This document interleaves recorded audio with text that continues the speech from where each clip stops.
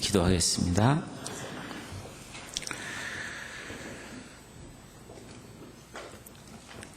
우리 인간을 사랑하사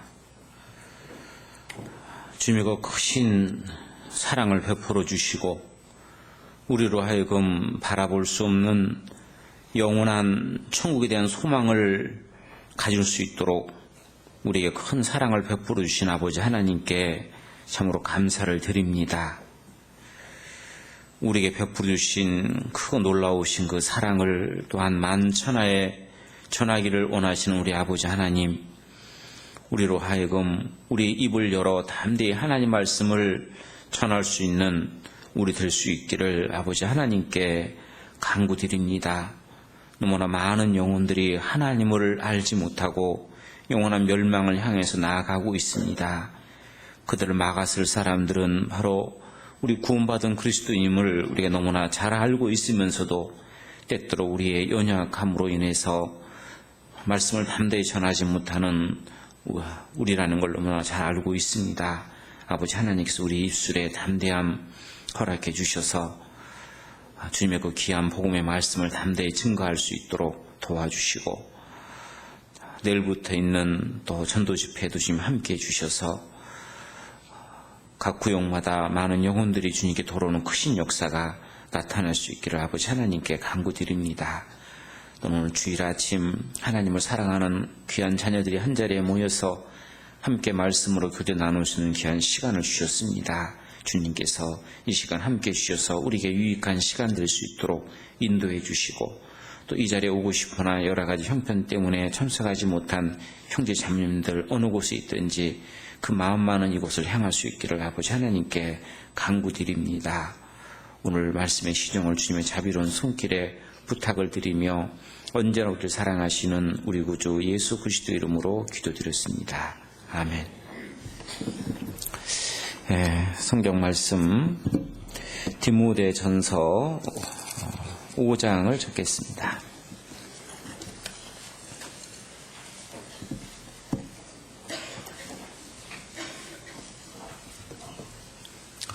디모데전서 5장 8절 말씀,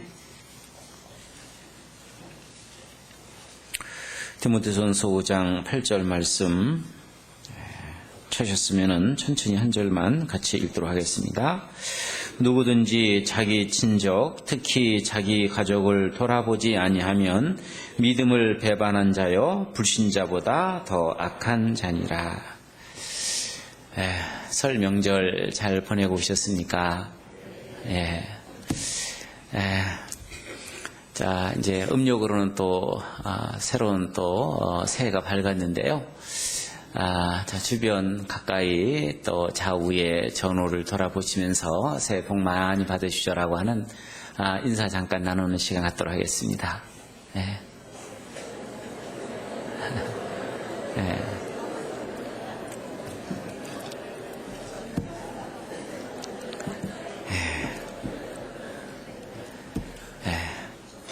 새해 복 많이 받으시고 또 올 한 해 또 하나님이 우리에게 주시고자 하는 많은 은혜와 축복 풍성히 받으시고, 또 우리가 간절히 하나님께 소원하고 기도하는 모든 것들 주님의 뜻 가운데서 다 이루어지기를 기도합니다. 자, 이 명절이 되면 명절 때 또 헤어졌던 가족들과 함께 그 만나는 그런 기쁨이 있지만, 또 한편으로 또 명절이 다가오면 또 우리 마음속에 또 무거운 마음이 있는 것도 사실입니다. 명절 때 또 가족들을 만나게 돼야 되는데 또 구원받지 못한 그 가족들 또 생각하면 또 마음이 아프고요. 또 그분들과 또 같이 또 교제하는 가운데서 또 신앙 문제 때문에 또 겪게 될 어떤 그런 갈등들 생각하면 또 마음이 좀 무거워지기도 합니다. 그래서 모든 가족들이 다 구원받고 이런 명절 때 모여서 함께 찬양하고 함께 말씀으로 또 교제할 수 있었으면 얼마나 좋을까 하는 그런 생각을 명절 때마다 갖게 됩니다. 우리 구원받은 그리스도인들이 가장 하나님 앞에 바라는 소원이 있다면 아마 그것은 무엇보다도 모든 가족들이 다 구원받았으면 좋겠다라고 하는 아마 그 소망이 가장 크리라고 생각이 듭니다. 그 옛날 하나님께서 솔로몬에게 나타나셔서 내가 네게 무엇을 줄 거라고 했을 때 솔로몬은 지혜를 구했잖아요. 오늘날 주님께서 하나님께서 우리에게 또 내게 무엇을 줄 거라고 구하라고 한다면 아마 많은 구원받은 그리스도인들은 우리 가족들을 좀 구원받게 해달라고 하는 아마 그것을 구하는 분이 많으리라고 생각이 듭니다. 아마 이것은 어쩌면 구원받은 그리스도인들이 갖는 아주 자연스럽고 당연한 그 기도라고 생각이 듭니다. 죽음 이후에 구원받지 못한 우리 가족들이 들어갈 그 영원한 지옥을 생각해 보면 너무나 우리가 기도하는 것은 너무나 당연하다라고 생각이 듭니다. 그래서 캐설린 부드라고 하는 이 여인은 평생 그 기도 제목이 하나님께 기도하는 내용이 하나님 우리 가족이 함께 하지 못할 것 같으면 저는 하나님 앞에 서기를 원치 않습니다. 늘 그 기도 제목이었답니다. 그리고 그 온 가족들이 다 주님 앞에 들어올 때까지 그 기도를 끊이지 않았다라는 내용이 있습니다. 우리들의 기도도 또 당연히 그 기도가 되어야 된다라고 생각이 듭니다. 자, 그래서 우리 모두는 가족들이 다 구원받기를 원하는 그런 간절한 마음이 있는데, 근데 가족 전도가 결코 쉽지 않다라는 것은, 그것은 오랜 시간 걸리지 않습니다. 그거 깨닫는 것은. 구원받고 기쁜 마음에, 그 급한 마음에 가족들에게 힘있게 전도를 하는데, 그러나 그 완고하고 강팍한 그 가족들의 그 모습에, 그 맹롱한 그분들의 그 태도 앞에 좌절하고 무너지고, 그것 때문에 체념하고, 우리 가족들은 안 되겠구나라고 스스로 또 포기하는 그런 또 우리 형제 자매들도 또 주변에서 많이 보게 됩니다. 그런 분들은 다른 분들이 자기 가족들 전도했다라는 그 얘기를 들을 때 한편으로 부러움도 있고, 또 한편으로 자기 가족은 전도하지 못했다라고 하는 그 양심의 찔림이 있지만, 그래도 내 경우는 좀 다르다. 우리 부모는 저분하고 좀 다르다라고 하고 스스로 또 위로하기도 하는데요. 자, 그런데 우리 그리스도인들은 어떤 어려움이 있고, 어떤 고난이 있고, 어떤 그 핍박이 있다 할지라도 우리가 끝까지 멈출 수 없는, 끝까지 우리가 해야 될 그 일이 바로 가족 전도입니다. 가족 전도에 대해서 우리 마음이 식어져 있다라면, 그 영혼에 대한 우리의 관심이 없다라고 한다면 그것은 정말 우리가 돌이켜야 될 그런 부분이라고 생각합니다. 그것은 하나님의 큰 죄이기 때문에 그랬습니다. 여기 지금 디모데전서 이 5장 내용에 보면 누구든지 8절 자기 친족 특히 자기 가족을 돌아보지 아니하면 믿음을 배반한 자요 불신자보다 더 악한 자니라. 자, 이 말씀은 물론 그 앞절에 4절 말씀에 만일 어떤 과부에게 자녀나 손자들이 있거든 저희로 먼저 자기 집에서 효를 행하여 부모에게 보답하기를 배우게 하라. 이것이 하나님 앞에 받으실 만한 것이니라. 물론 이 말씀은 앞에 나와 있는 어느 과부가 있는데 그 과부에게 아들이 있다든지 또는 손주가 있다든지 이런 사람이 있을 때 그 과부에게 효를 행하라는 겁니다. 육신적으로 외롭지 않도록, 생활이 어렵지 않도록 돌봐주라는 겁니다. 부모에게 효를 하지 않는, 육신적으로 효를 하지 않는 이것은 하나님의 큰 죄라는 거죠. 자, 그러나 이것은 어떤 육신적인 어떤 그런 부분도 이 안에 들어가지만, 그러나 우리 영적으로 구원받은 그리스도인들이 자기 그 부모님들에 대해서, 자기 가족들에 대해서 그 영혼에 그 관심을 두지 않고 그분들에게 복음을 전하지 않는다고 한다면 이것은 어떤 육신적으로 무관심한 그 무관심보다 아마 더 큰 하나님 앞에 죄가 된다라고 생각이 듭니다. 그래서 우리는 어떻게든지 우리들이 그 가족들을 그분들을 전도해서 주님의 그 은혜 가운데 들어올 수 있도록 우리는 최선을 다해야 되는데요. 자, 그래서 오늘 말씀의 그 주제는 가족 전도에 대해서 같이 좀 말씀을 잠깐 드리고자 합니다. 가족 전도를 우리가 어떻게 해야 될지, 가족 전도는 어떤 마음을 가지고 해야 될지를 성경을 통해서 몇 가지 살펴보고자 합니다.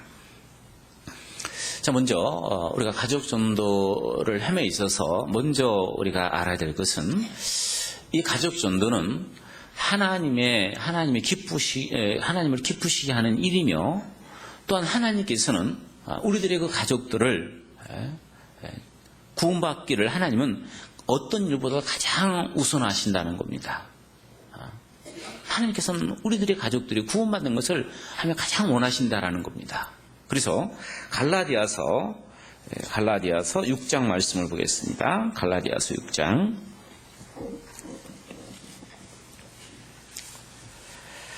갈라디아서 6장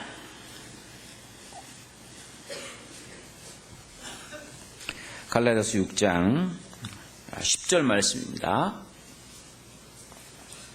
갈라디아서 6장 10절. 그러므로 우리는 기회 있는 대로 모든 이에게 착한 일을 하되 더욱 믿음의 가정들에게 할지니라. 우리 구원받은 그리스도인들이 착한 일을 하되, 물론 이 착한 일은 물론 여러 가지 일이 있겠지만 이 착한 일 중에 가장 큰 착한 일은 바로 복음을 전하는 일입니다. 예수께서 마귀에게 눌린 자를 건지시는 착한 일을 하사, 사도행전 10장에 나오는 그 말씀처럼 그 무엇보다도 마귀에게 눌려있는 영원한 멸망으로 쓰러져가는 그 영혼을 건져주는 그 일보다 착한 일이 없습니다. 그 착한 이 복음을 전하는 그 일을 하되 모든 이에게 하긴 하되 먼저 믿음의 가정들에게 할지니라. 먼저는 믿음의 가정이라는 겁니다. 가장 가까이 있는 그 가족들에게 이 복음을 전하는 그 일, 그것이 하나님이 가장 기뻐하시는 일 중에 하나라는 겁니다. 그래서 마가복음 5장 19절 말씀에도 보면 예수님께서 병자를 고쳐주신 이후에 예수님께서 이 일을 먼저 친족에게 고하라. 내가 메시아라고 하는 이 사실을 먼저 친족에게 고하라고 말씀하십니다. 그래서 안드레가 예수님을 만난 후 제일 먼저 안드레에게 뛰어갔던 것이 바로 그 안드레의 형 베드로였잖아요. 그래서 하나님께서는 이 귀한 이 복음을 먼저는 우리들의 가족들, 그 가족들에게 전하기를 원합니다. 그리고 그 가족들을 구원하기를 하나님이 원하십니다. 창세기 7장 말씀 한 절 보겠습니다. 창세기 7장.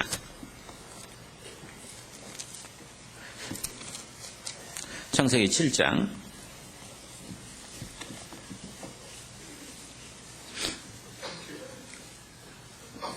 창세기 7장 1절 말씀. 여호와께서 노아에게 이르시되 너와 네 온 집은 방주로 들어가라. 네가 이 세대에 내 앞에서 의로움을 내가 보았음이니라. 하나님께서 이 세상을 물로 심판하실 때 하나님께서는 노아와 그리고 노아의 그 가족들을 먼저 방주로 들어보냈습니다. 하나님께서 노아를 생각하셔서 노아의 가족들을 구원해 주셨다라는 겁니다. 창세기 19장에 소돔과 고모라 성을 하나님의 유황불로 멸망시키기 전에 그 소돔과 고모라 성에 들어있는 그 아브라함의 그 조카 롯의 가정을 하나님께서 건져내셨습니다. 아브라함을 생각하사 그 조카 롯에게 은혜를 베푸셨습니다.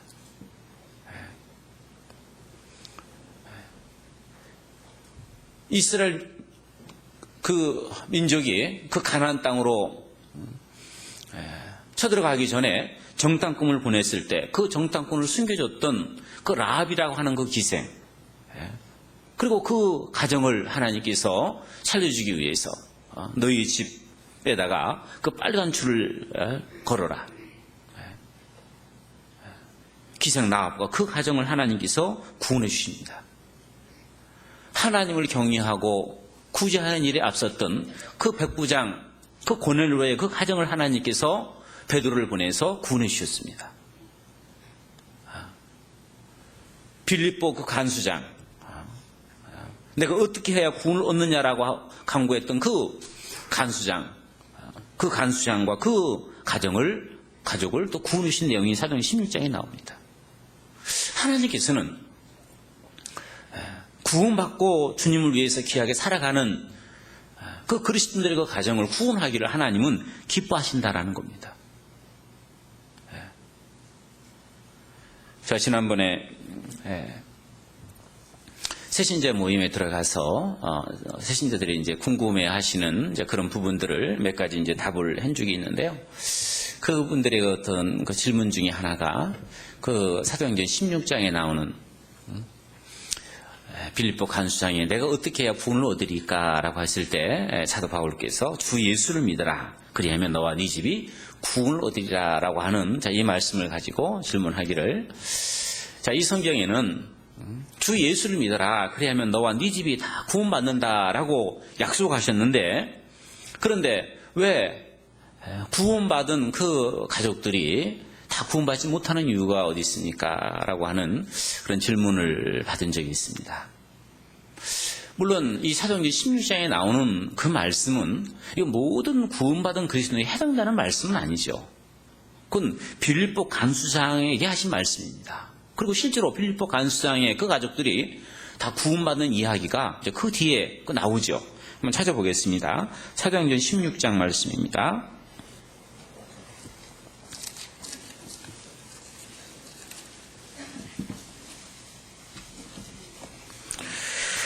사도행전 16장 30절 말씀,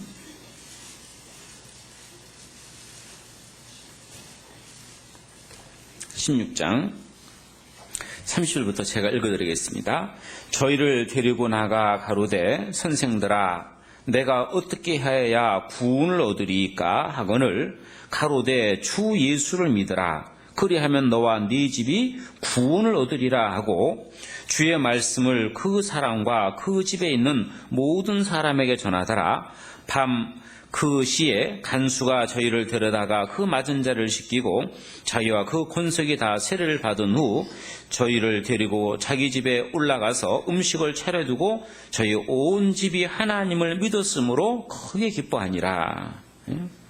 이 말씀에 주 예수를 믿어라. 그리하면 너와 네 집이 구원을 얻으리라. 여기 너와 네 집이라고 했으니까 이것은 뭐 모든 구원받은 그리스도인의 가정들이 다 구원받는다 그런 뜻은 아니죠. 이 간수장에게 하신 말씀입니다. 자, 그러나 이 말씀은 모든 구원받은 가정들이 다 구원받는다라는 것은 아니지만, 그러나 우리 구원받은 그리스도인들이 정말 그 가족들의 영혼을 구원받았으면 좋겠다는 간절한 마음을 가지고 하나님께 간구하고 기도하고, 그리고 이 복음 전하는 이 일을 위해서 최선을 다해서 복음을 전한다고 한다면, 그러면 이 말씀은 또 우리 말씀이기도 합니다라고 그 말씀을 드린 적이 있습니다. 우리 구원받은 그리스도인들은 정말 최선을 다해서 우리들의 가족들이 주님 앞에 들어올 때까지 우리는 끊임없이 그 가족들을 위해서 복음을 전하는 일에 최선을 다해야 된다고 생각합니다. 그렇지 못했을 때, 정말 주님 앞에 섰을 때 큰 부끄러움과 책망이 있다라는 겁니다.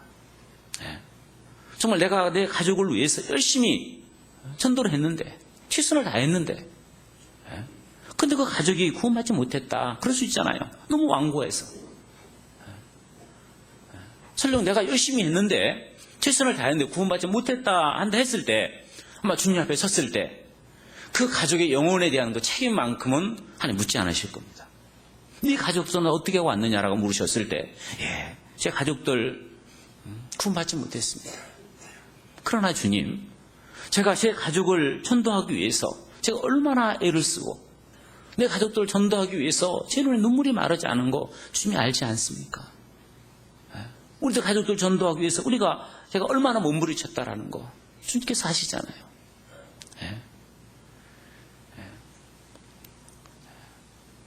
우리는 주님 앞에 최소한 내 가족들의 영혼에 대해서 난 할 만큼 정말 최선을 다했다라고 말할 수 있는 우리가 되어야 된다라는 겁니다.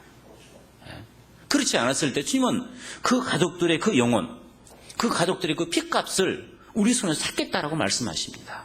성경 에스겔 33장 말씀입니다.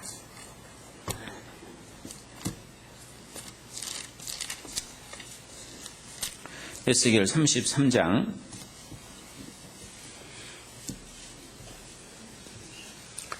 1절 말씀입니다.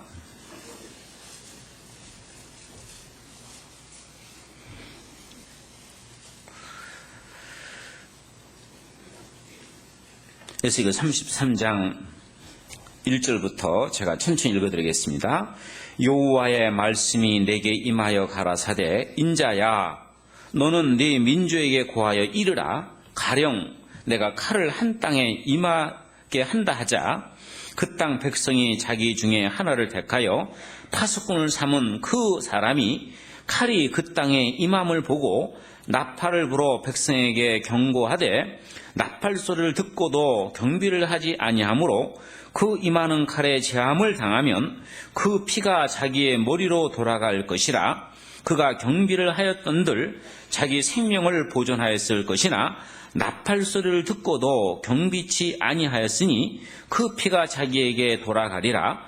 그러나 파수꾼이 칼에 임함을 보고도 나팔을 불지 아니하여 백성에게 경고치 아니하므로 그 중에 한 사람이 그 임하는 칼에 제함을 당하면 그는 자기 죄악 중에 제한 바 되려니와 그 죄를 내가 파수꾼의 손에서 찾으리라.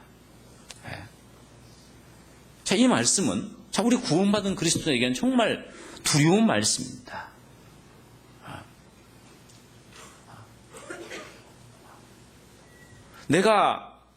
내게 속해 있는 그 사람들의 그 영혼에 대한 그 값을 우리 손에서 찾겠다라는 말씀입니다.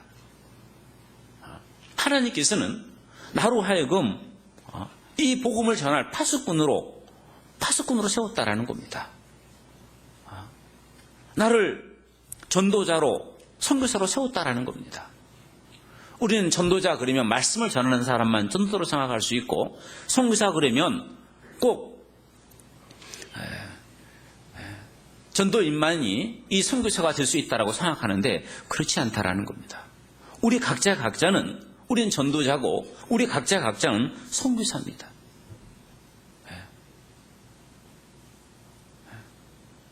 우리는 작게는 우리의 가정에 파송한 선교사라 할 수 있습니다.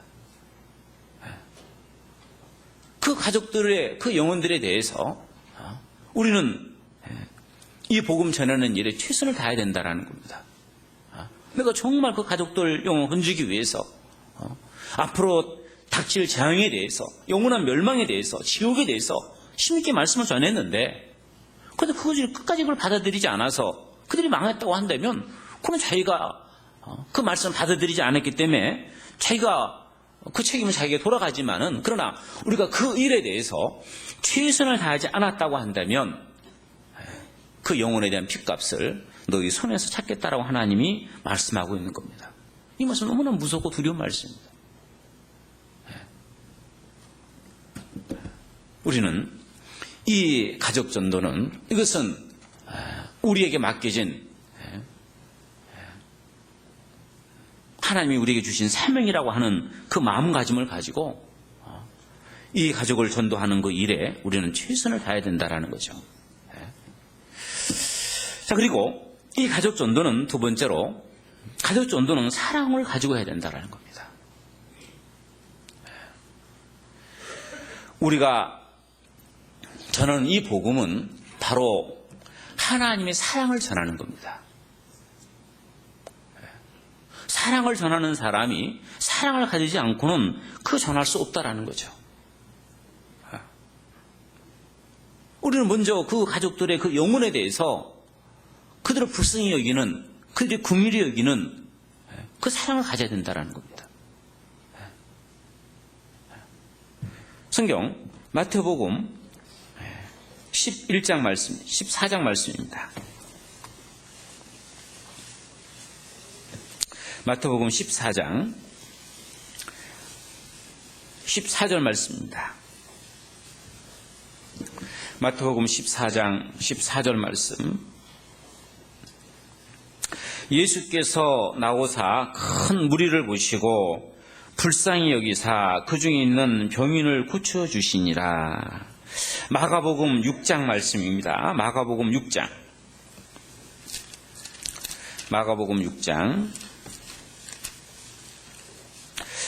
6장 34절 말씀.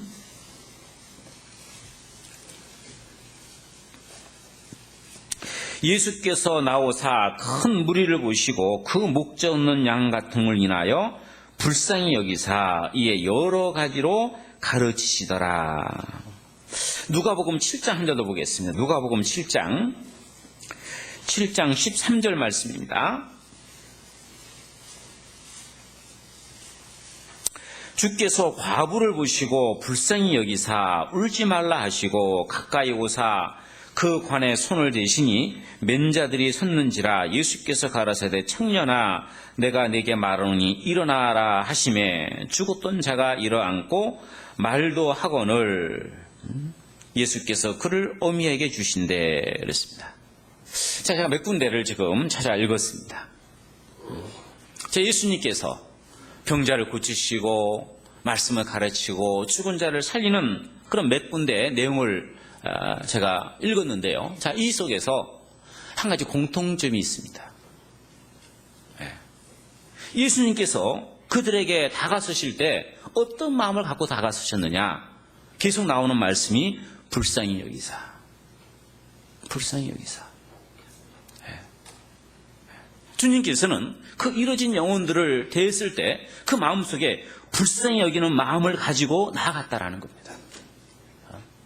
우리가 가족을 전도하기 위해서는 먼저 우리 마음속에 그 가족을 정말 사랑하는 그 마음을 가지고 있어야 된다는 겁니다. 그 영혼을 불쌍히 여기는 마음을 가지고 있어야 된다는 겁니다. 그 마음 없이는 가족 전도는 안 되는 겁니다. 가족이 내게 조금 서운하게 했던 그 서운한 마음, 가족들이 내게 그 마음에 상처를 뺐던 그 미운 마음, 가족들이 나를 아프게 했던 그 용서하지 못하는 그런 마음, 그 마음을 가지고 그 가족을 전도하려면 안 된다라는 겁니다. 남편에 대한 그 미운 마음을 가지고 그 남편을 전도하려면 안 된다라는 겁니다. 먼저는 그 마음 속에서 그 미운 마음, 그 서운한 마음, 용서하지 못하는 그 마음을 빼버리고, 그리고 그 영혼을 정말 사랑하는 마음, 그 영혼을 정말 불쌍히 여기는 그런 마음, 그 마음을 가지고 하나님 앞에 간구해야 된다는 거, 그들에게 나가야 된다는 겁니다.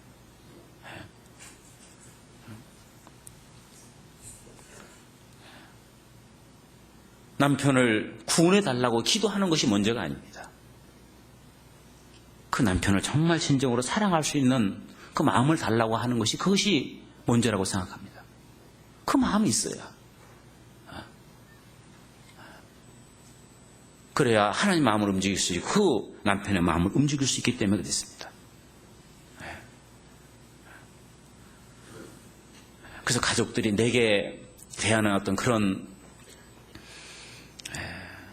여러 가지 어떤 태도라든지 그들의 어떤 그 말, 그런 거로 인해서 너무 마음 상하지 마십시오.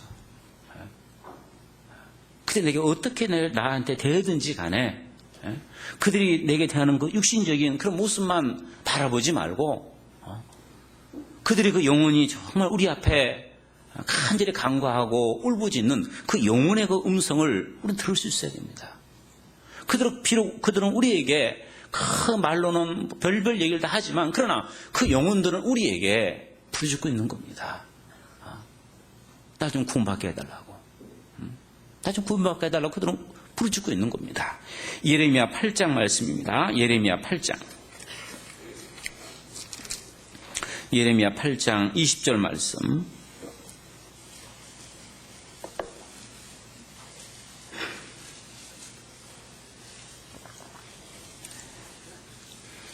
예레미야 8장 20절 말씀.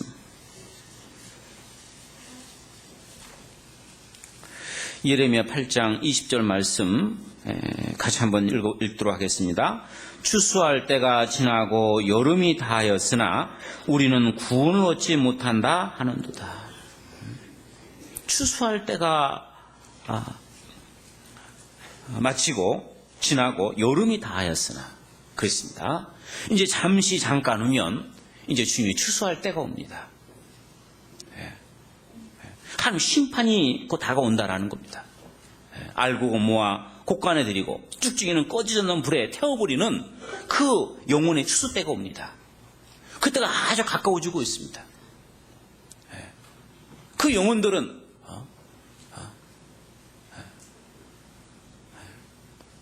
날 좀 구원받게 해달라고, 우리는 구원 얻지 못했다라고 그 영혼들은 우리에게 요청하고 있다라는 겁니다. 그 영혼의 그 음성에 귀를 기울일 수 있는 그 마음을 가져야 된다라는 겁니다. 내가 조금 내게 서운하게 한 것 때문에, 그것 때문에 미운 마음 가지고 있다면 그 마음 가지고 어떻게 그 영혼을 건질 수 있겠어요? 뭐라고 얘기하든지 간에, 어떤 말을 하든지 간에 그들의 영혼의 음성을 들어야 됩니다. 그 예전에 그 엑소시스트라고 하는 그 영화가 있었어요. 어떤 한 열 몇 살 먹은 소녀가요, 귀신이 들린 겁니다. 얼마나 막 발광을 하는지 도저히 사람이 힘으로 방법이 없어요. 제어를 못합니다. 그래서 이제 그 아이를 침대에다가 양손 양발을 끈으로 묶어 놓습니다. 그리고 이제 귀신을 쫓아낸다고요. 어느 신부가 가가지고 막 나가라고 막 소리치죠. 근데 막 이 아이 입에서요, 막 귀신의 소리가 나오는 겁니다. 남자 소리가 나와요.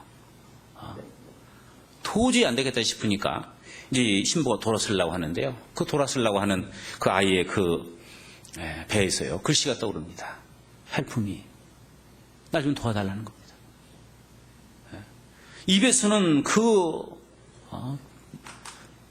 마귀의 소리가 나오는데 그 영혼은 지금 날 좀 도와달라고, 날 좀 살려달라고 좀 요청하고 있는 겁니다. 그게 모든 믿지 않는 우리들의 가족들이 우리에게 외치는 소리입니다. 그들이 어떤 얘기를 하든지 간에 거기에 기울이지 말고 그 영혼의 소리를 들어요. 영혼의 소리를. 날 좀 살려달라고, 날 좀 더 구원받게 해달라고. 우리가 그 영혼들을 포기하고 우리가 안 된다라고 뒤로 물러서면 그 영혼들은 어디 가서 구원을 받습니까? 내가 포기해버렸는데 그 영혼들은 어디 가서 구원을 받아요?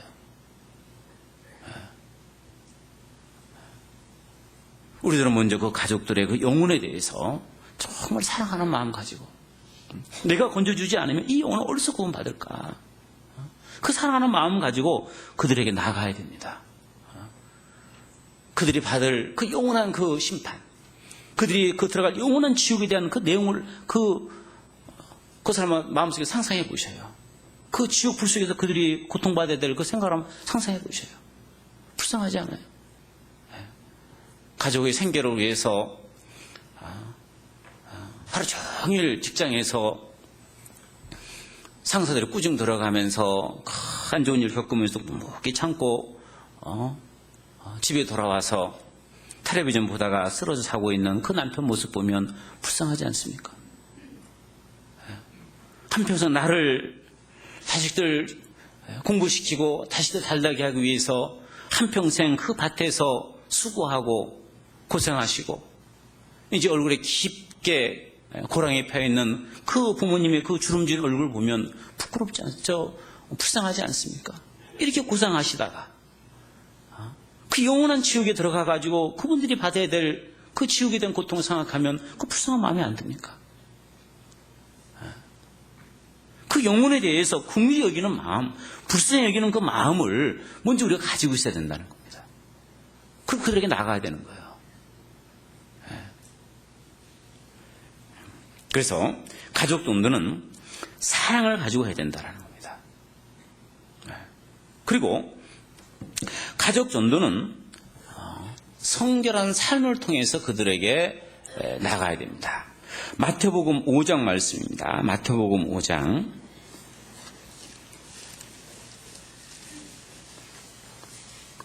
마태복음 5장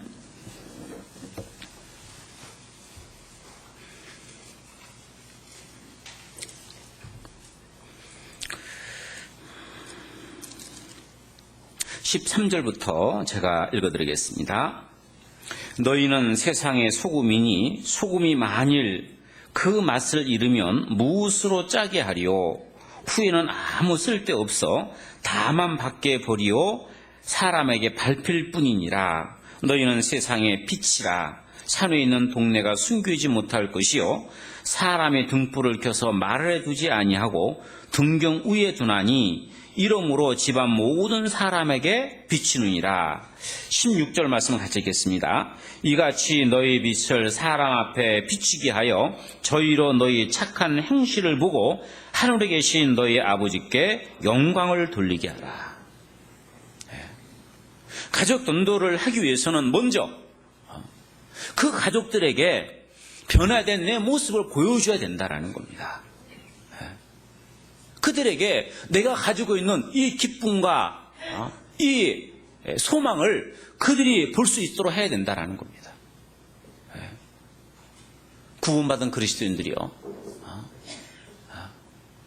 세상 근심과 걱정 속에서 늘 수심이 찬 얼굴로 비 맞은 촌딱처럼 그냥 그렇게 늘 그렇게 살아간다면요, 그걸 보고 누가 하나님 믿겠냐는 겁니다.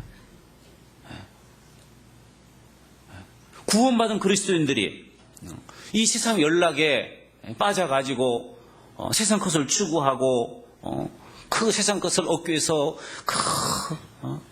욕심내고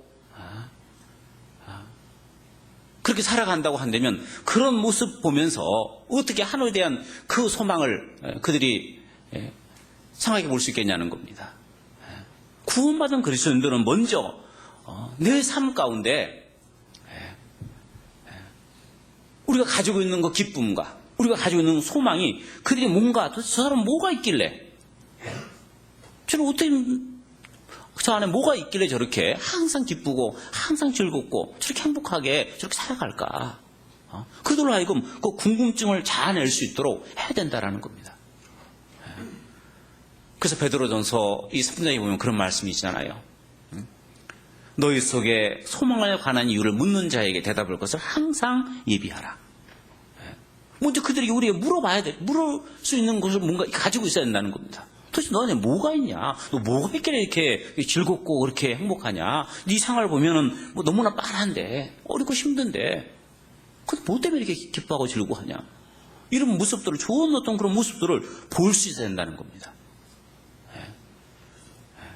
늘 근심 속에서, 늘 걱정 속에서 그렇게 콧바트리고 산다면요, 그걸 보고 누가 돌아오겠어요? 누가 하나님 믿으려고 그러겠어요? 변화된 그런 삶을 보여야 됩니다. 그리고 또 우리는 그 가족들에게 헌신하는 삶, 희생하는 삶을 살아야 됩니다. 지금 이 말씀에 나와 있듯이 너희는 세상의 소금이다 그랬어요. 너희는 세상의 빛이다 그랬습니다. 이 빛과 소금은 자기를 희생함으로써 남에게 유익을 주죠. 소금은 자기가 녹아짐으로써 그 짠맛을 내고, 빛은 자기가 녹아내림으로써 그 밝은 빛을 사람들에게 주잖아요. 그런 것처럼 우리가 가족들의 그 영혼을 건지기 위해서는 먼저 내 중심의 삶에서 상대방 중심의 삶으로 변화되어야 된다는 겁니다. 자기 욕심 다 내고 자기 권리 다 주장하고, 그리고 어떻게 그 영혼을 건질 수 있냐는 겁니다. 성경 고린도전서 9장 말씀입니다. 고린도전서 9장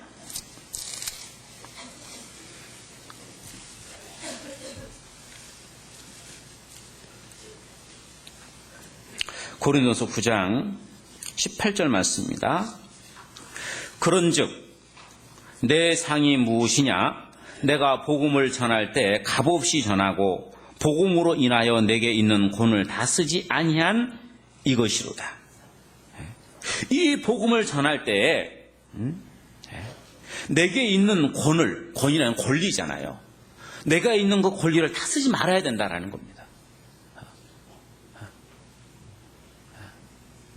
아내로서의 권리 또는 며느리로서의 권리,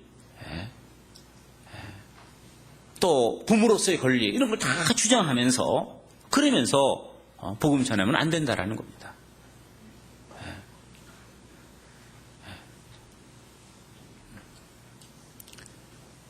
상대방을 위해서라면은 내 모든 권리까지 내가 포기하겠다라고 하는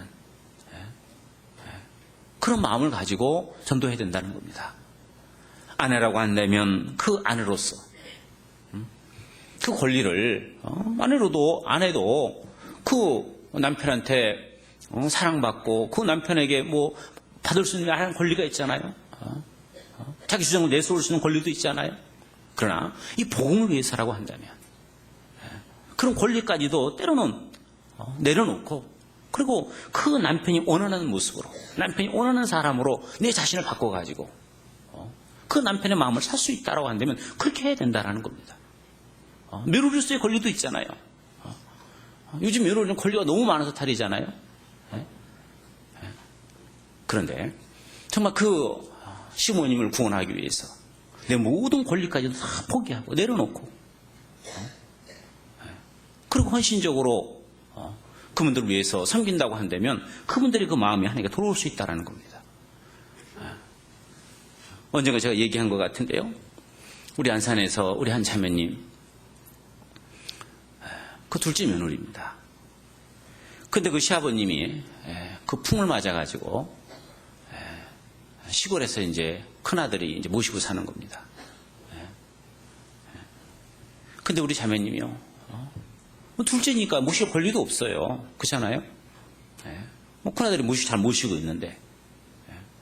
그런데 이 자매님이요, 아버님 돌아가실 때까지 제가 모시겠습니다. 그래서 시골에서 그 부모님 모셔온 겁니다.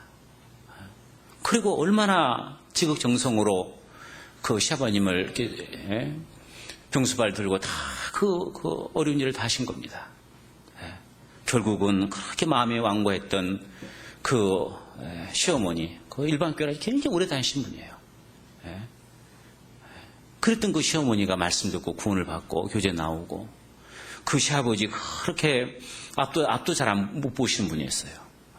그 말씀을 테이프로 해가지고 듣게 하고, 그래서 구원받게 하고, 그 시아버님 마지막 돌아가시는 날 가족들 다 모인 곳에 가족을 다 모아놓고 마지막 유언하시기를 온 가족들은 전부 다 여기 우리 둘째 며느리 다니는 교회 나가라고 마지막 유언을 하셨어요.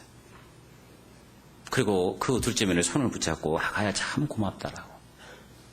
그리고 운명하셨어요. 때때로 우리는 그 가족을 전도하기 위해서 내가 가지고 있는 권리까지도 좀 포기하고 상대방이 원하는 그런 모습으로 우리 자신을 좀 맞춰줘야 됩니다. 그런 헌신적인 그런 삶, 빛과 소금이 되는 그런 삶이 있을 때 그 삶이 그 상대방의 마음을 바꿀 수가 있는 겁니다. 그래서 마태복음 5장에 보면 너희 착한 행실을 통해서 가족들이 하나님께 영광을 돌리게 하라. 내가 먼저 바뀌어야 됩니다. 특히나 이 가족 안에서 나를 바꾼다는 건 굉장히 어렵습니다. 이 세상 사람들은 나를 잘 모르기 때문에 내가 조금만 바뀌어도요, 금방 조금 바뀐 거 그 티가 나거든요. 많이 바뀐 것처럼 보이거든. 그러나 가족들은 그렇지 않아요. 가족들은 너무나 나를 잘 알아요. 그런 가족들 앞에 나를 바꾼다는 것은 굉장히 어려운 겁니다. 너무나 오랜 세월 동안 나를 지켜봤고 허물을 지났기 때문에 그냥 쉽게 말도 하고 그렇게 하거든요. 그런 가족들에게 내 삶을 바꾼다는 것은 정말 어렵고 힘들지만 그걸 해야 되는 겁니다. 그렇게 했을 때 그 가족들의 마음이 움직이는 거예요. 며느리 같으면 정말 착한 며느리라고, 정말 이런 며느리 없다라고 그 소문이 동네 자자할 정도로 그게 내가 바꿔야 됩니다. 아내 같으면 그 남편에게 정말 현숙한 아내로서 정말 남편을 기쁘게 하는 그런 아내로 나를 바꿔야 되는 겁니다. 학생 같으면 정말 그 부모님을 기쁘게 하는, 열심히 공부해서 좋은 대학 가는 게 그것이 부모님 기쁘시게 하는 일이라면 열심히 공부해가지고 그 부모님 마음을 사야 되는 겁니다. 그런 나를 바꾸고자 하는 그런 열정이 없다면 가족도는 정말 어렵습니다. 그래서 가족 전도는 어찌면 믿지 않는 사람을 전도하는 거 더 어려운 것이 바로 거기에 문제가 있는 거예요. 저는 가족 전도의 가장 큰 걸림돌은요, 그 가족들의 마음이 완고해서가 아니에요. 그 가족들의 마음이 강팍해서가 아닙니다. 가족 전도의 가장 큰 걸림돌은 바로 나 자신이라는 겁니다. 내가 바뀌지 않기 때문에, 내가 죽지 않기 때문에 그 가족들이 구원받지 못하는 겁니다. 그래서 가족 전도를 하기 위해서는요, 먼저 내 삶을 바꾸라는 겁니다. 성결한 삶으로, 내 삶의 중심은 상대방 중심의 삶으로 바꾸라는 겁니다.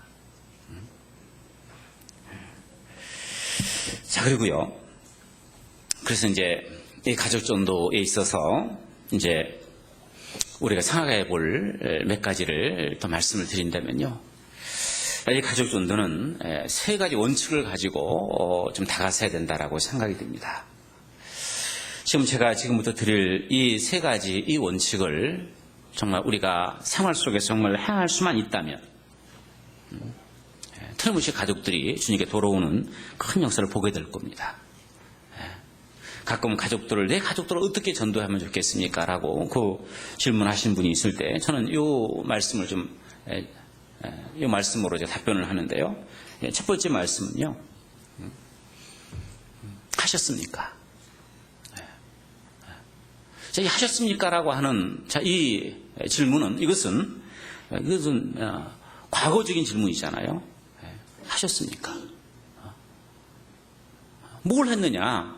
그 가족들의 그 영혼을 건지기 위해서 준비했느냐는 겁니다. 뭐로 준비했느냐? 먼저는 기도로 준비해야 된다는 겁니다.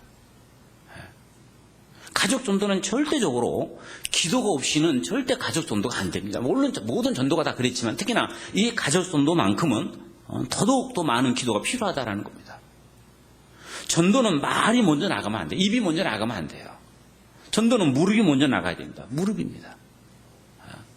먼저 내가 하나님 앞에 그 가족들의 영혼을 두고 간절히 기도할 때 그때 하나님이 그 기도를 보시고 그 영혼을 건지는 겁니다. 제가 처음에 이제 말씀을 듣고 구원을 받고요. 제가 이제 직장에 첫 출근을 했을 때요, 저를 전도했던 형제 둘이 저를 전도를 했는데 그 형제 둘이 제가 점심시간에 저를 어떤 조그만 골방으로 데려갑니다. 이제 창고인데요. 이제 뭐 부품들 이렇게 막 모아놓은 그 창고인데 그 창고에 들어가서 저한테 얘기하기를, 형제님, 바로 이곳이 형제님을 낳은 산실입니다. 아니, 산실이라는 것은 사람을 낳은 곳이잖아요. 어머니가 그 아이를 낳은 곳이 산실이라고 그러는데, 아니, 여기서 뭘 나를 낳느냐라고 얘기했더니 이 형제들이 얘기하기를, 우리가 형제님 구원받기를 위해서 이곳에서 1년 반 동안 점심때마다 형제님의 영혼을 두고 기도했습니다. 형제님이 지금 구원받고 이 자리에 있는 것은 바로 이곳에서 우리의 기도가 있었기 때문입니다. 이곳은 바로 형제님이 낳은 산실입니다. 그 얘기를 하는데 너무나 마음이 뭉클했습니다. 나는 제가 잘나고 똑똑해서 구원받은 줄 알았는데 그게 아니고 나를 위해서 먼저 이 형제들의 이 간절한 이 기도가 있었구나, 그걸 알았습니다. 전도는 먼저 간절한 그 기도가 있어야 됩니다. 간절한 기도입니다. 기도는 희망사항으로 하는 기도는 기도가 아닙니다. 우리 남편이 구원받았으면 좋겠다, 우리 어머님이 구원받았으면 좋겠다, 그것은요, 그 희망사항입니다. 희망이라는 것은요, 이건 뭐 돼도 그만이고 안 돼도 그만이고 이거 희망이잖아요.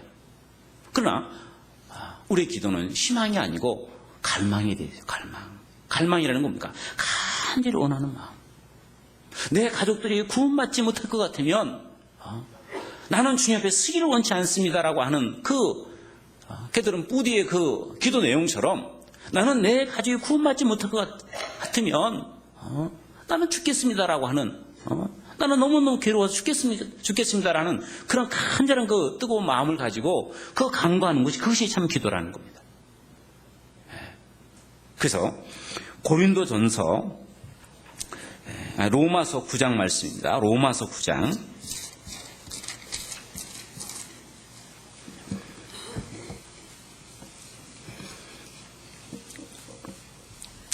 로마서 9장 1절 말씀입니다.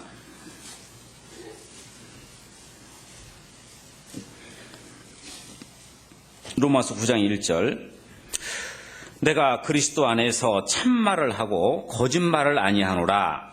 내게 큰 근심이 있는 것과 마음에 그치지 않는 고통이 있는 것을 내 양심이 성령 안에서 나로 더불어 증거하노니, 나의 형제 곧 고륙의 친척을 위해서 내 자신이 저주를 받아 그리스도에게서 끊어질지라도 원하는 바로다. 저희는 이스라엘 사람이라. 자, 이 사도 바울 그 마음속에 그 간절히 하나님 앞에 그 간구하는 그 기도 제목이 있었다는 겁니다. 마음에 큰 근심과 끊이지 않는 그 마음에 그 고통이 있었다는 겁니다. 그 고통이 뭐냐? 바로 자기 종족들, 자기 유대인들을 구원받았으면 좋겠다는 그 간절한 그 기도 제목이 있었다는 겁니다. 자기 친족, 자기 고륙이 구원받을 수 있다고 한다면 내가 저주를 받아도 좋겠다고 하는 그런 간절한 마음으로 간구하는 그 기도가 있었다라는 겁니다. 우리 안에도 바로 이 사도 바울과 같은 이 기도가 있어야 된다는 겁니다. 그냥 하나님 그냥 우리 부모님 구원해 주세요. 우리 가족들을 구원해 주세요. 그냥 입에 달린 형식적인 그런 기도가 아니고 정말 이 바울의 그 마음처럼 내가 차라리 저주를 받아서, 이 저주 받는다는 것은요, 이것은 그냥 그 옛날 이스라엘 사람들의 그 죄를 위해서 그냥 희생양이 그 번제단 위에서 불로 태워져 버렸잖아요. 그런 것처럼 내 자신이 그들을 위해서 희생 제물로 드리겠다는 뜻입니다. 내가 그 불로 희생 제물을 받는 그런 고통을 내가 치른다 할지라도 내 가족들이만 구원받을 수 있다라면 난 그걸 원한다는 겁니다. 가족들만 하나님께 돌아올 수 있다고 한다면, 유대인들만 하나님께 돌아올 수 있는 그 은혜를 주신다고 한다면 나는 어떻게 더 좋다라는 겁니다. 그런 갈망하는 마음을 가지고 나아간 것처럼 먼저 우리들의 가족들을 전도하기 위해서는 우리의 그 간절한 하나님 앞에 그 갈망이 있어야 된다는 거죠.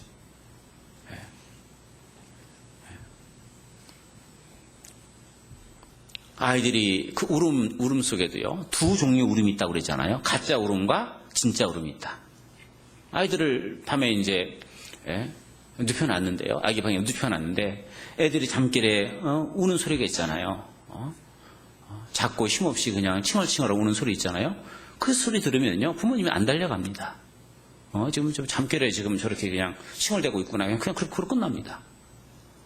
그런데 그 아이가 정말 큰 소리로 좀 다급하게 팍 소리 지르면서 울게 되면요, 제가 좀 뭐가 필요한 게 있구나, 얼른 달려가잖아요. 그런 것처럼 하나님께서도 우리가 하나님께 그 가족들을 위해서 기도하는 그 기도를 들으시는데 그 가짜 기도가 있고 진짜 기도가 있다는 겁니다.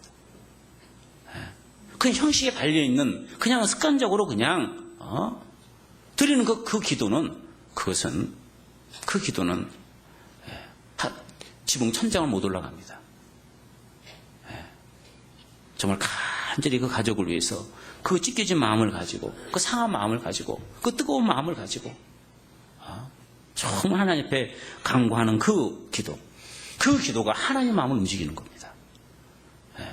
늘 말씀을 드리지만 전도는 먼저는 하나님 마음을 움직여야 돼요.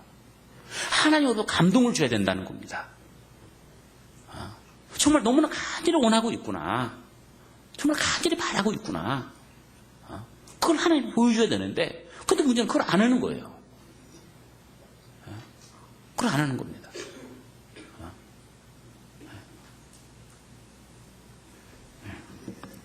그래서 먼저는 하나님 앞에 우리들의 가족들을 위해서 간절히 간구하고 매달려야 됩니다. 하나님, 우리 가족들 좀 구원받을 수 있도록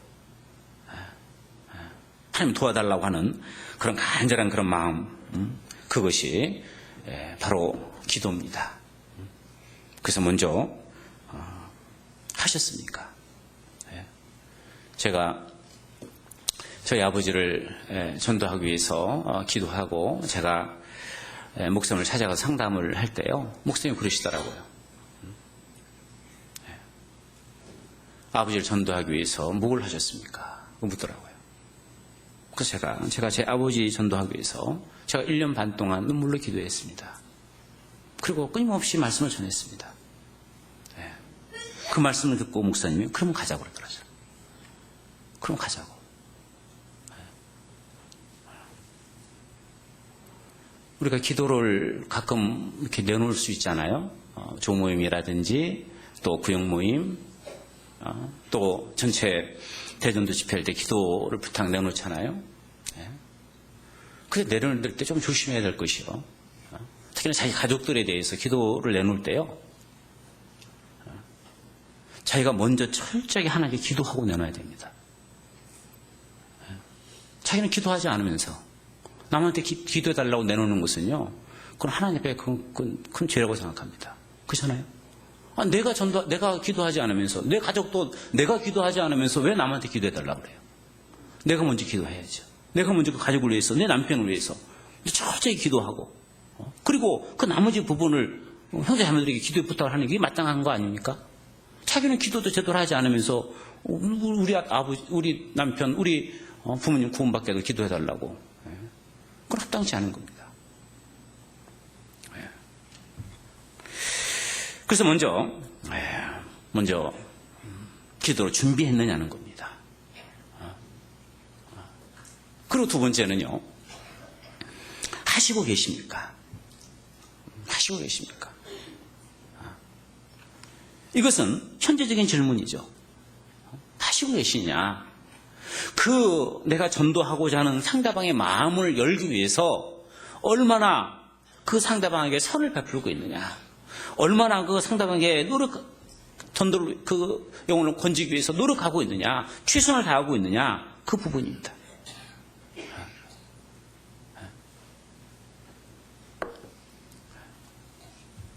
계속 기도만 하고 그쳐서는 안 된다라는 거죠. 물론 기도하는 게 가장 중요하지만 그러나 계속 기도만 하고 그 자리에 머물러 있으면 안 돼요. 특히 우리 어르신들 보면은요.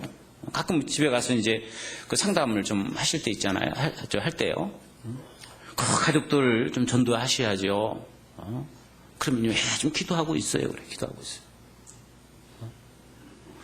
아니 근데 기도만 하실 게 아니고 그 말씀을 전하셔야죠. 그럼 말씀 안 하셔요. 기도만 하고 계시는 거예요. 아니 기도만 하시고 어떻게 해요? 전해야죠. 그잖아요. 기도로 끝나면 그거 어떻게 들어요? 기도로 그쳐서는 안 된다는 겁니다. 전해야죠. 듣든지 아니 듣든지 그거 전해야죠. 디모데후서 4장 말씀입니다.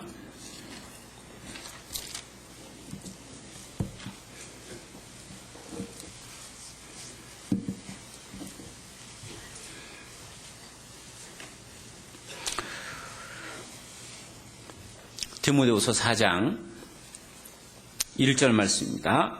하나님 앞과 산자와 죽은 자를 심판하실 그리스도 예수 앞에서 그의 나타나실 것과 그의 나라를 두고 엄히 명하노니 너는 말씀을 전파하라. 때를 얻든지 못 얻든지 항상 힘쓰라. 때를 얻든지 못 얻든지 항상 힘쓰라 말씀하시잖아요. 기도로만 끝날 게 아니고 기도하고 부딪히는 겁니다. 기도는 뭡니까? 나로 하여금 담대하게 하나님 말씀을 전할 수 있도록 제게 힘을 주십시오. 그 기도잖아요. 그 기도에 힘을 얻고 부딪히는 겁니다. 부딪히는 거예요. 부딪히는 과정 속에서 많은 갈등이 있고 많은 다툼이 있고 그것 때문에 가족들 간에 의상하고 그것들 때문에 가족의 화목이 이루어지지 않는다는 거 알아요. 많은 분들이 그게 두려워서 내가 이 한마디 이거 해가지고 가족들 간에 서로 화목하지 못할까봐 이것 때문에 가족들 불화 생길까봐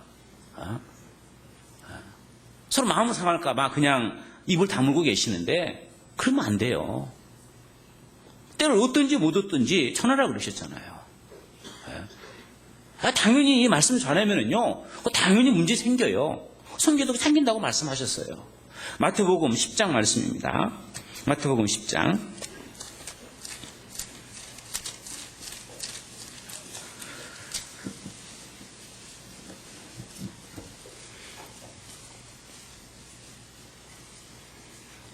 마태복음 10장 34절 말씀입니다. 내가 세상에 화평을 주러 온 줄로 생각지 마라. 화평이 아니라 고물 주러 왔노라.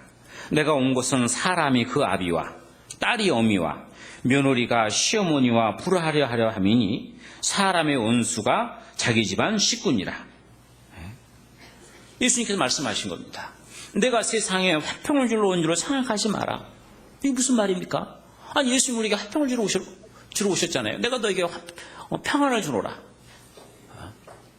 자, 이 평안은 하나님과 우리 인간 사이에 그 죄를 예수님이 피로 도말하시고 하나님과 우리 사이에 주는 그 화평을 의미하는 겁니다. 화평을 주는 분은 오셨습니다. 그래서 이 말씀은요, 그 말씀이 아니죠. 이것은 이제 인간과 인간끼리, 구원받은 그리스도인들과 구원받지 않은 사람들끼리 이 복음을 전할 때 거기에는 다툼과 싸움이 있다는 겁니다. 검이 있다고 그러잖아요. 검이. 이 검이 뭡니까? 이 싸울 때 검 쓰잖아요. 검이 있는 거예요. 이것 때문에 서로 마음이 상처받을, 검으로 서로 찌를 수도 있잖아요. 그 상처될 수도 있는 거예요. 안 믿는 사람 입장에서 보면 이 하나님 말씀은 날카로운 비수와 같이 자기 양심을 찌릅니다. 또 그들이 받아치는 그 말로 인해서 또 복음 전하는 사람도 그 마음에 상처를 받습니다. 이것 때문에 마음에 갈등이 생겨요. 불화가 생긴다는 겁니다. 그거 너무나 당연하다라는 겁니다. 검을 사용하는데 상처 없이 쓸 수 있어요. 그래서 아버지와 아들과 딸과 어머니와 며느리와 시어머니가 서로 불화하려 하려 합니다. 그래서 사람의 원수는 자기 집안 식구니라. 원수가 돼요. 원수가 될 수도 있어요. 그것 때문에. 이 신앙 때문에 원수가 될 수도 있어요. 그래도 하라는 겁니다. 그렇게 하라는 겁니다. 그런 과정 속에서 때가 되면 하나님께서 그 마음을, 상대방의 마음을 하나님이 열어주시는 날이 와요. 현대인의 지성이라고 하는 이효령 씨의 그 간증하는 내용을 제가 잠깐 글로 읽은 적이 있는데요. 그분은 전혀 하나님과 상관없이 살아오셨던 분인데 그분은 그의 딸이 간절히 전도를 한 겁니다. 나이 70이 넘어가지고 이분이 내가 이제 예수를 믿기로 했다라고 이제 그 글을 쓰면서요. 그 내용 속에 그런 내용이 나옵니다. 딸이 나한테 전도하는 것은 결혼으로 바위치기였다라는 겁니다. 생각해 보세요. 결혼으로 아무리 바위에 던져봐야 꼼짝이나 하겠습니까? 상처나 나겠습니까? 근데 딸은 자기가 계속 자기 바위 같은 자기에게 계속 결혼을 던졌다라는 겁니다. 그런데 그 결혼으로 바위치기 그 강박한 내 마음이 내가 하나님을 믿기로 결심했다라는 겁니다. 그러면서 그 짧은 글 내용 맨 끝부분에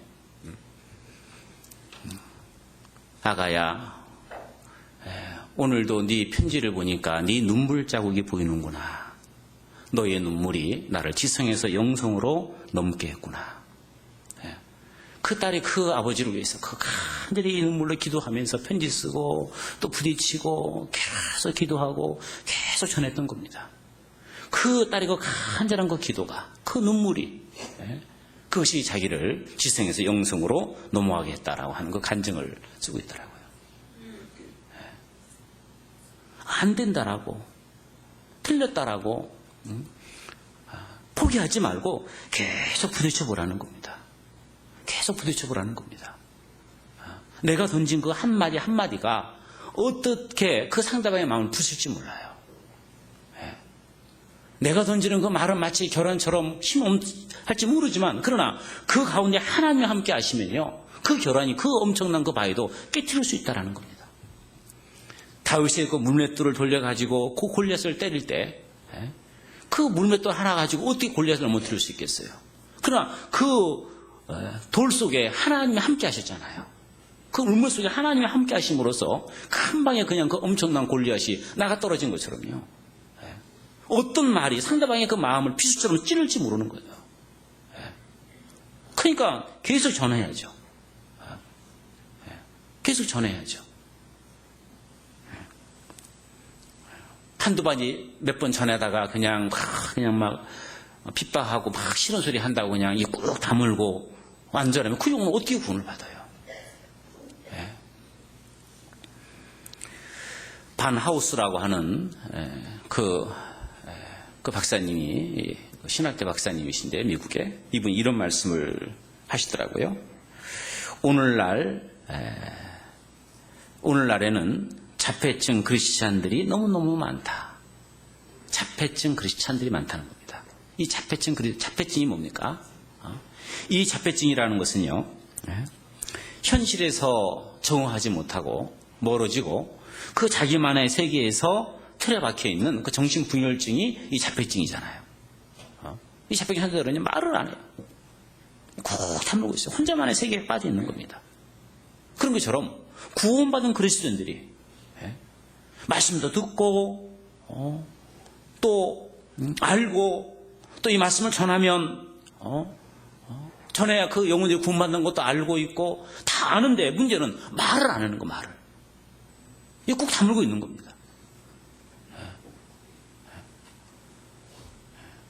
이 다물면 어떻게 구원을 받아요? 어떻게? 그 영혼이 어떻게 말씀을 듣고 어떻게 구원을 받아요?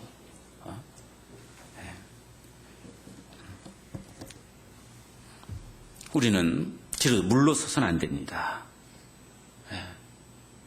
또 어느 분들은 이런 말씀을 좀 드리니까요. 내가 변해야 된다라고 말씀드리니까요. 그래, 내가 전도하긴 해야 되는데 나는 아직 변하지 않았어. 난 좀 더 변한 다음에 내가 좀 더 좋은 모습 보인 다음에 그때 내가 전도해야지. 물론 그 방법도 틀린 것은 아닌데요. 그러나 전도는 완전히 내가 100% 바뀌어가지고 전도하는 게 아닙니다. 전도하면서 조금씩 바뀌어가는 거죠.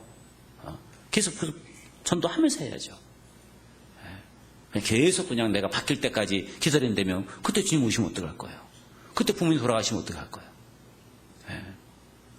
너무 뒤로 미루지 마십시오. 자, 그리고 이제 마지막 한 가지죠. 하시겠습니까? 이게 미래적인 질문입니다. 하시겠습니까? 뭘 하느냐? 끝까지 포기하지 않겠냐는 겁니다. 갈라디아서 6장 말씀입니다. 갈라디아서 6장.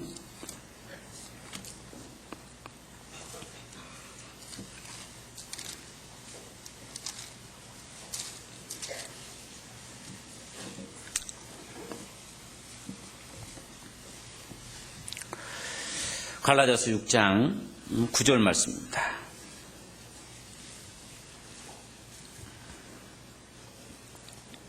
갈라디아서 6장 9절 말씀 같이 한번 읽겠습니다. 우리가 선을 행하되 낙심하지 말지니 피곤하지 아니하면 때가 이름에 거두리라. 우리가 선을 행하되 이 복음을 전하되 낙심하지 마라. 이 낙심하지 말라는 이 말씀은 다른 말로 이것을 번역을 한다면 포기하지 마라. 포기하지 마라. 우리가 복음을 전하는 데 있어서 가장 중요한 겁니다. 물론 기도도 중요하고 전도하는 것도 중요한데 더 중요한 것이 뭐냐? 바로 포기하지 않는 겁니다. 끝까지. 이분이 구원받을 때까지 나는 결코 이 영혼 내가 놓지 않겠다, 포기하지 않겠다. 그 마음이 중요합니다. 포기하지 않고 끝까지 전도하면 때가 되면 하나님께서 거두리라. 거둔다는 게 구원받게 된다는 거잖아요. 포기하지 않는 마음. 어떤 일이 있어도, 어떤 문제가 있어도, 어떤 갈등이 있어도, 어떤 핍박이 있어도 나는 결코 포기하지 않겠다. 끝까지 물고 늘어나는 겁니다. 구원받을 때까지. 그 마음이 필요합니다. 그 마음을 가지고 계속해서 부딪히고 또 부딪히고 부딪히고 또 부딪히고 계속 그러면은요, 반드시 됩니다. 반드시 됩니다. 성경 누가복음 18장 말씀.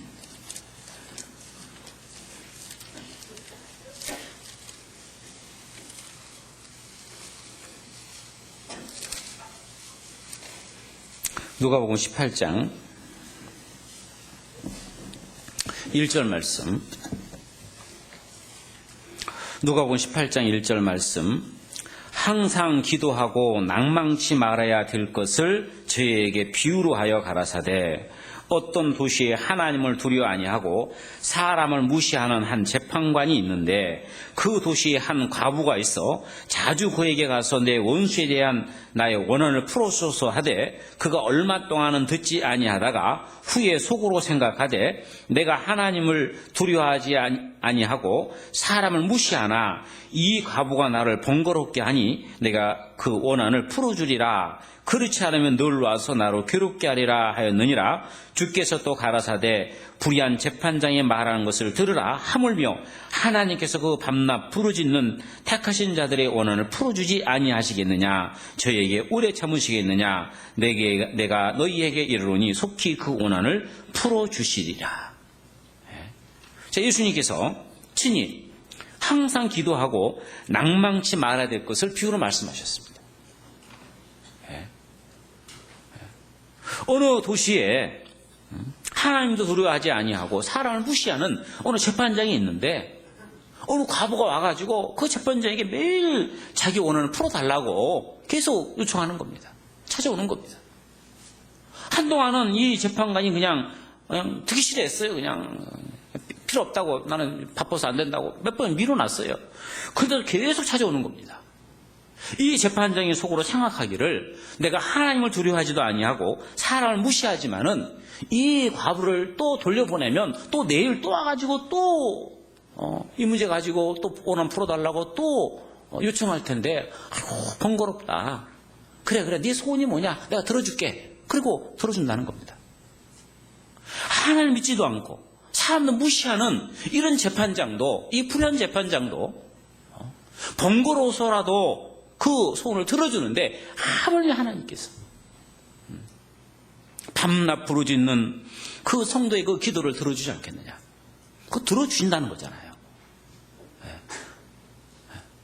우리가 그 영혼을 포기하지 않고 끝까지 붙들고 하나님께 기도하고 계속 부딪히고 계속 전도한다면 반드시 때가 되면 하나님께서 그 기도 들어주신다는 겁니다. 포기하지만 않으면. 끝까지 포기하지 않고 끝까지 매달리겠냐는 겁니다.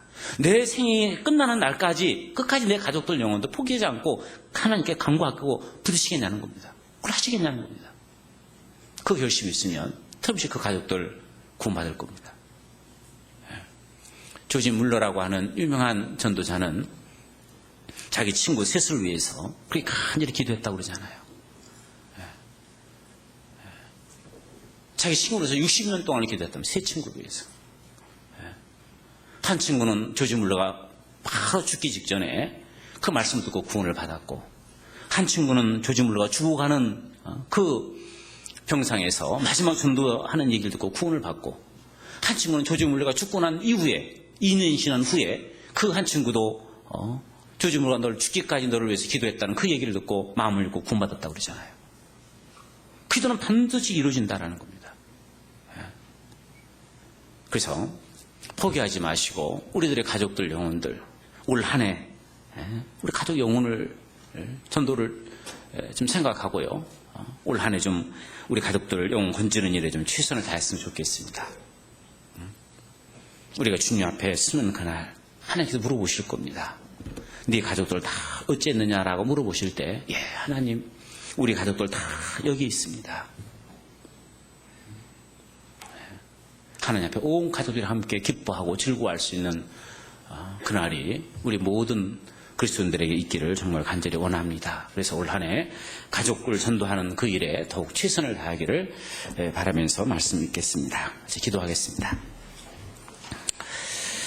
우리를 사랑하시는 고마우신 우리 아버지 하나님께 참으로 감사를 드립니다. 소망 없는 우리에게 참 소망을 갖게 해주시고 또 우리에게 귀한 복음 전할 사명을 허락해 주셨습니다. 특히나 우리 가까이 있는 우리 가족들의 그 영혼들 하나님께서 구원하기를 원하심을 압니다. 우리 가족들 전도하는 일에 우리가 더욱 최선을 다할 수 있도록 도와주시옵소서. 가족들의 영혼을 두고 정말 간절히 하나님 앞에 간구하는 그런 심령 갖게 해주시고 그 가족들의 영혼을 진실로 사랑하는 마음 갖게 해주시고 그 가족들을 바라볼 때 우리 눈에 눈물 있게 해주셔서 그 가족 전도하는 일에 더욱 열심히 낼 수 있는 우리 될 수 있도록 도와주셔서 올 한 해 우리 많은 가족들이 하나님께 돌아오는 크신 역사가 나타날 수 있기를 아버지 하나님께 참으로 간구드립니다. 내일부터 있는 그 전도 집회에도 주님 함께 해주셔서 여러 구역에서 이루어지는 전도집회에 많은 영혼들이 구원받는 주님의 크신 역사가 나타날 수 있기를 아버지 하나님께 간구를 드리며 언제나 우리를 사랑하시는 고마우신 우리 구주 예수 그리스도 이름으로 기도드렸습니다. 아멘. 찬송가